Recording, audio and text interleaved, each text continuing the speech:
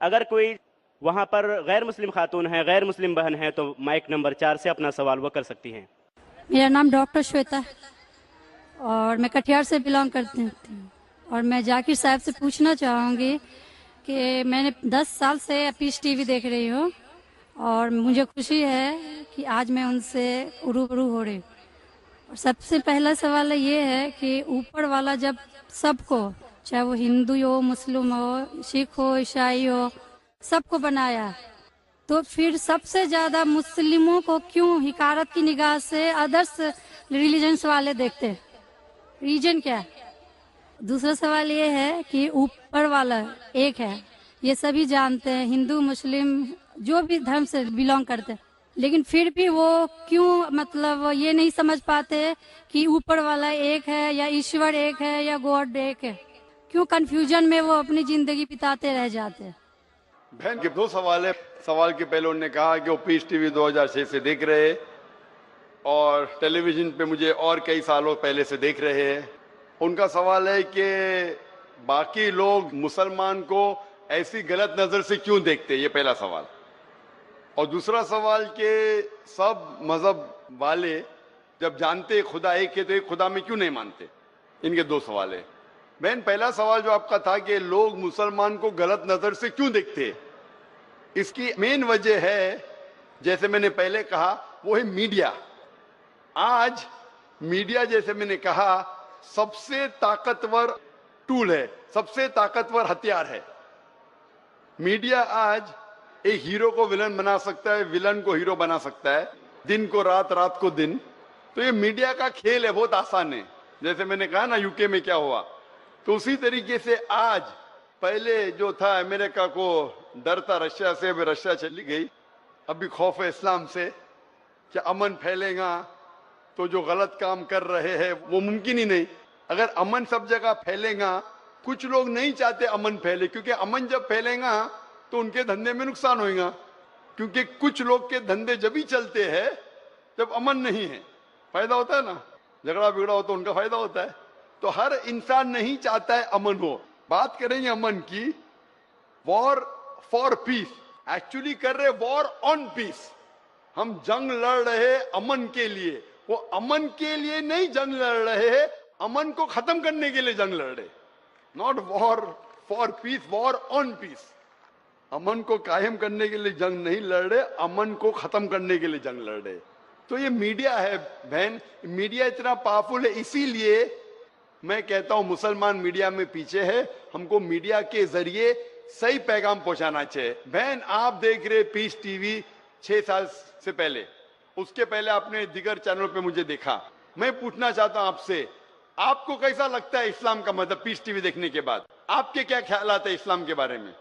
मैं बचपन से ही एक चीज के खिलाफ रही हूँ कि मूर्ति पूजा, जो कि हमें कभी भी पसंद नहीं पड़ा। जो ऊपर वाला हमें बनाया, तो हम जिसको बना के पूछते हैं उसमें शक्ति कैसे हो सकती है? फर्स्ट। दूसरा सवाल कि आप जब ऊपर वाला हम पूरे दुनिया को कंट्रोल कर रहा है, तो एक मूर्ति कैसे किसी इंसान को कंट्रोल कर सकता है? तीसरा है होता है कि आप अगर आप में विश्वास है, आस्था है, आप कहीं भी रहें, ऊपर वाले को याद कीजिए, आप ऊपर वाले आपकी दुआ जरूर सुनेंगे। ये मेरे बचपन से ही ये मेरे दिल में है। और जैसे जैसे मैं बड़ी होते गई, मेरे मन में और भी ऐसे सवाल आते गए और मैं खुद ब खुद उसका सॉल्यूशन ढूंढते रह गई।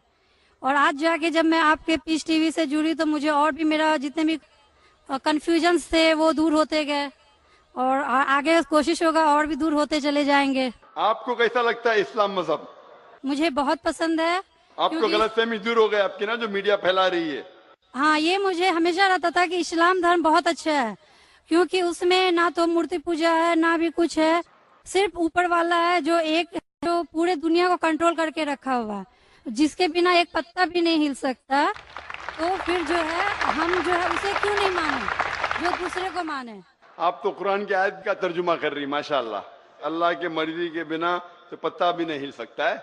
बहन, जो आपका दूसरा सवाल था कि जब गैर मुसलमान ये जानते हैं कि खुदा है, कि तो मानते क्यों नहीं? हाँ, ये सवाल था कि मानते क्यों नहीं है वो, कि एक ही शक्ति है, चाहे वो गॉड हो, क्रिश्चियन बोलते हैं, हिंदू बोलते हैं ईश्वर एक है, मुस्लिम बोलते हैं अल्लाह एक है, और गुरुद्वारा बोलते कि वाहे गुरु एक ही। तो जब सब भी बोलते हैं तो मानते क्यों नहीं कि ईश्वर एक ही आपका है? बहुत अच्छा सवाल है कि अगर जानते हैं तो मानते क्यों नहीं। इसके मेन जिम्मेदार है धर्म के अधिकारी, धर्म अधिकारी। धर्म अधिकारी नहीं चाहते कि सब लोग इसको माने। जाने ठीक है, लेकिन मानने लगेंगे तो उनकी दुकान बंद हो जाएंगी। लेकिन यहाँ पे दुकान बंद हेलो और हर धर्म में कुछ लोग हैं जो नहीं चाहते कि सब धर्म मानने वाले अपनी किताब के करीब आए, नहीं तो उनकी दुकान बंद हो जाए। हर धर्म में ऐसे लोग हैं, नहीं तो उनकी दुकान बंद हो जाएंगी। तो इसीलिए मेरी सबसे ज्यादा कोशिश रहती है कि लोगों को अपने धर्म की किताब के करीब ले जाए सबसे पहला। तो मैं कहता हूं मुसलमान और गैर मुसलमान को अपनी धार्मिक किताब पढ़ो, उन पे तहकीक करो। जो यकसान है तो उसके ऊपर जाओ पहला।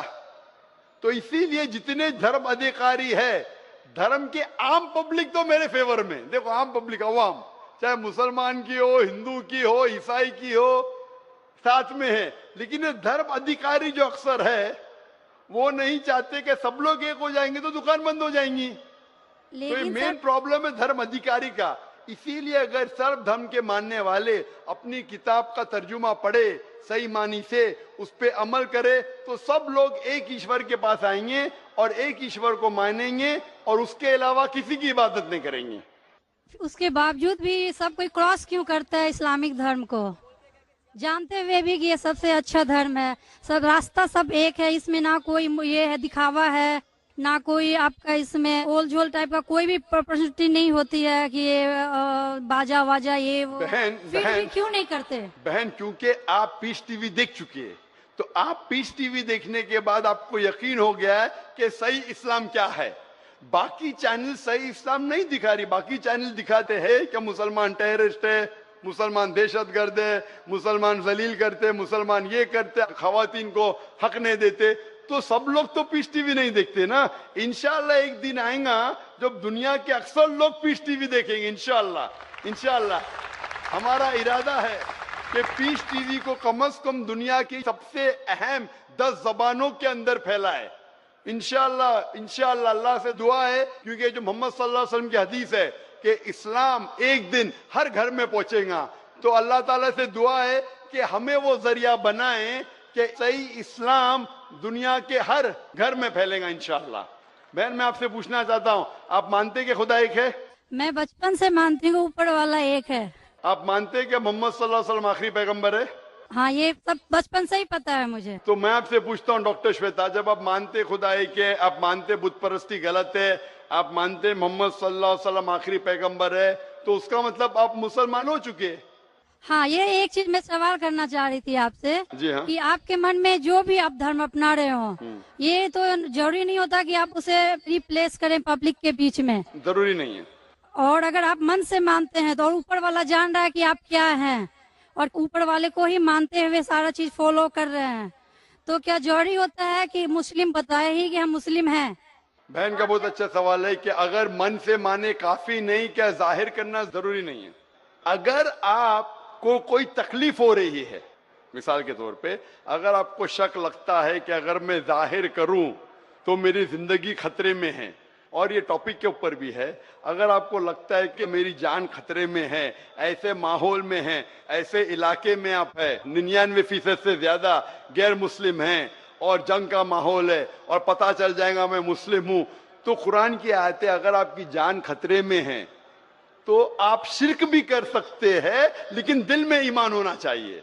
मतलब अगर कोई पूछे कि तुम मुशरिक हो, आपको पता है आपकी जान खतरे में, आप हाँ कह सकते हैं, लेकिन आपके दिल में ईमान होना चाहिए। तो अल्लाह ताला इजाजत देते हैं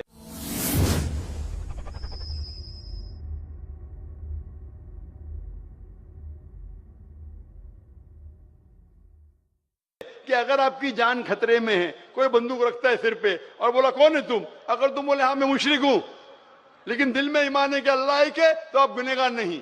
तो अगर आपको डर है कि आपके इज़हार करने की वजह से आपकी जान खतरे में है या कुछ तकलीफ आ सकती, तो मत इज़हार करो। लेकिन इज़हार करने से फॉलो करना आसान है।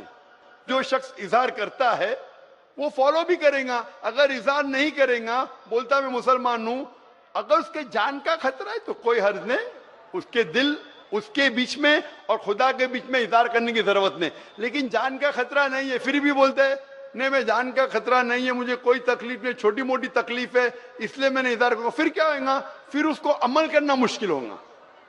अगर छोटी मोटी तकलीफ है तो इज़हार करना चाहिए, क्योंकि उसको अमल करने में आसानी होगी, नमाज पढ़ने में आसानी होगी, रोजा रखने में आसानी होगी।